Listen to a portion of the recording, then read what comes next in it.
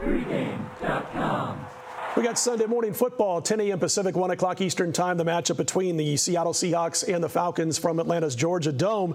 This line opened up about, 2.5 and 44.5, and it's still 2.5 as far as the side. We've seen the total eke up to 46, a little bit of action on the over. Marco, this is going to be a free pick in just a minute. I can't say enough. I've talked about Russell Wilson since he was at NC State. Absolutely love this kid. And I remember back in the early weeks of the season, I said this is my favorite rookie quarterback of them all. And Chris Andrews was, are you sure you like him better than RG3? You know, it was a good question and all that. And I said, I really do. I think he's as smart, not taking anything away from Andrew Luck, from Robert Griffin. They are extremely smart, good guys. Russell Wilson is a little bit smarter, a little bit quicker when it comes to eliminating mistakes, doesn't put himself in a lot of bad positions. Enough about him. I just want to say this, though. He does remind me at 5'9", they say 5'11", at 5'9", and maybe 190 pounds, 200 pounds, he reminds me of Fran Tarkenton, his style at times. Not all the time, but at times, because he's not going to call his own number a lot, run the football 15, 20 times a game. He'll run it when he has to, but he likes to run parallel to the line of scrimmage and also give his receivers a little bit of time for separation from the DBs. I love that about the kid. He eliminates mistakes before they go from point A to point B. Guess who I like as far as a quarterback in the NFL of all the rookies? Anyway, what say you in this battle between Seattle and Atlanta? Well, what say me is God thank us that we didn't have you and Gil Alexander do the Seattle-Washington game with you guys man crushes on the quarterbacks. It would have been a 3-hour mini-series. Easily. All right, well, let's get to this one. You know, you talked about something in the last video we did, how the public, you know, they get excited about what they see recently, and that the world is absolutely in love with the Seattle Seahawks. I mean, there's people talking that this is a legitimate Super Bowl team right now. I mean, this is a team that come in as the wild card. I'm guessing you don't think they are. I don't think that they are a legitimate. They're a good team, but this is a bad spot for them.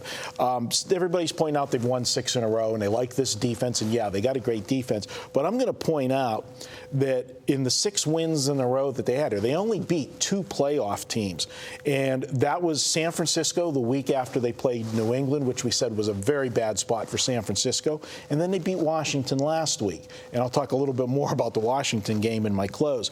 But Atlanta's a team that, why is everybody bashing them?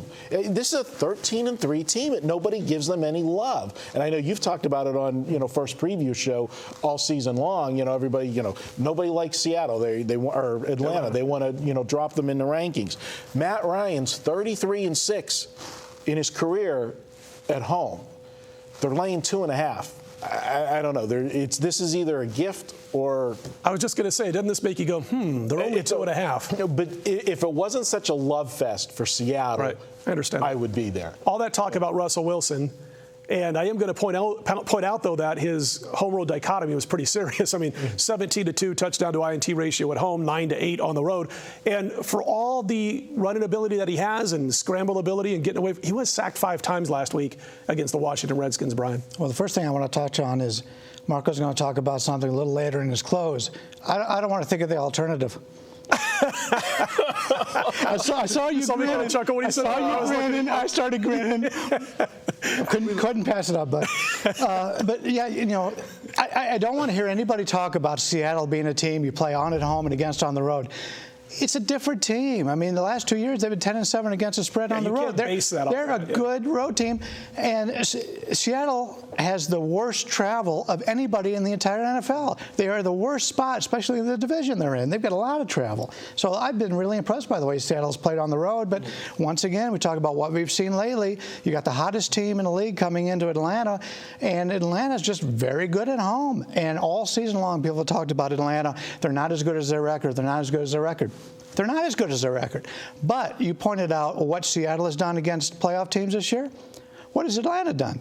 Atlanta's played 2 teams who made the playoffs this year. Week 2, they played Denver, win that game 27. That was before Denver was. That was before Denver was Denver, as you could say. 27-21, and then they beat Washington 24-17. So I'm not sold on either one of these teams. I haven't decided on what I'm going to have in this game. I'm going to say this, Marco. This is your free pick, and we're going to get to that in a moment. Atlanta's defense ranks 24th, 23rd, and 21st in total yards allowed, yards passing allowed, yards rushing allowed, respectively. Okay, that does not equate the record they have going into this game. Now, I'm not saying that I'm not going to be on Atlanta, that I'm going to be on Seattle or not. I'm just pointing this out right now. And then on offense, they've got the 29th ranked running game. It's all Matty Ice a lot of times or nothing. And we know what Seattle can do on defense against one-dimensional offenses. Now I'm going to throw it to you for your free pick. All right.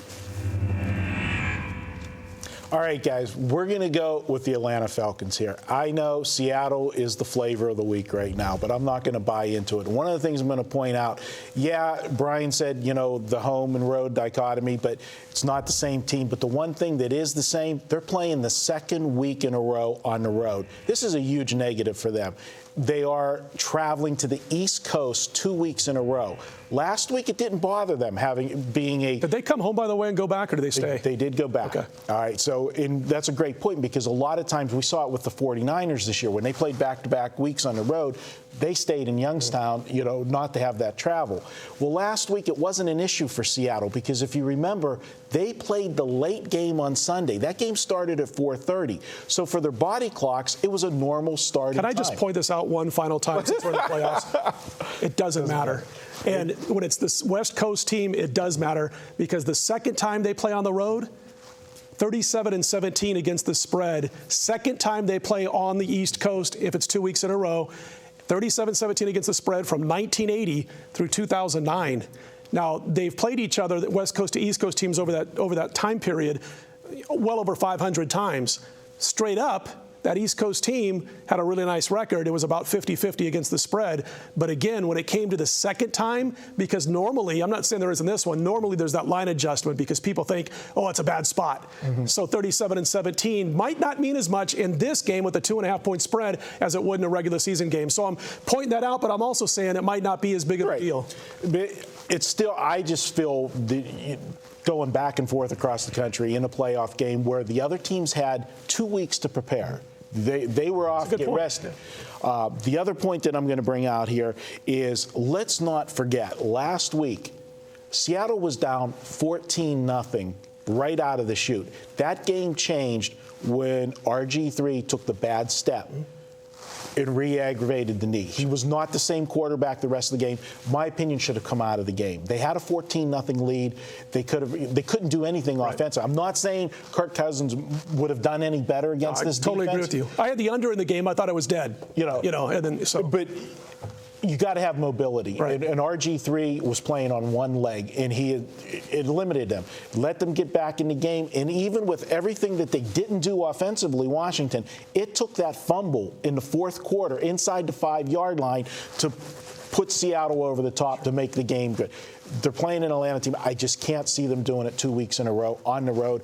I've got Atlanta here. I'm going to go with Matty Ice and 33-6 at home. He's just 2.5. He's just got to win the game. I think this line should have been over a field goal. Good stuff. Marco's free pick is the Atlanta Falcons minus the 2.5 over the Seattle Seahawks. That's going to do it for us this week. We'll be back here midweek next week. We're also going to start doing some more basketball right here at pregame.tv. And don't forget, Sundays through Fridays, 6 nights a week. Tune in to pregame.com, the homepage. You can listen to the archive versions of First Preview Radio each and every night.